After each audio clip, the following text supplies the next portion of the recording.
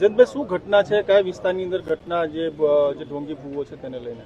પાદરામાં રામનગર વિસ્તારમાં છેલ્લા 10 વર્ષથી ઘરમાં માતાજીનો મઠ બનાવી લોકોના દુર્દર્દ મટાડવા, 25 પ્રકારના રોગ મટાડવા, અસાધ્ય રોગ મટાડવા, કેન્સર મટાડવા, સંતાન પ્રાપ્તિ વગેરે દાવા કરી અને રૂપિયા 1000થી માંડી 11,000 થી 1,51,000 રૂપિયાની ફી વસૂલતો હતો. માતાજીનો ભાઈને ડર બતાવતો હતો.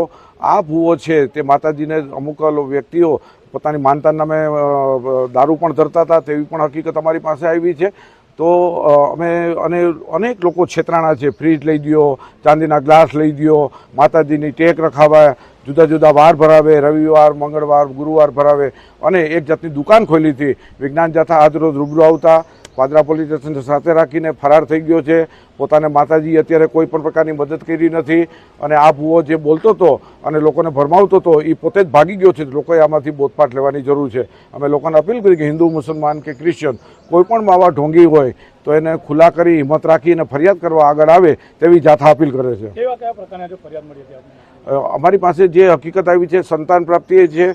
બીજું લોકોને ભાઈને માતાજીનો ડર બતાવીને 51,000 રૂપિયા ફ્રીજ લઈ દેવું છે, પોતાના વસ્તુ સાધનો વસાવવાના છે, વાહન ખરીદી કરતો હતો.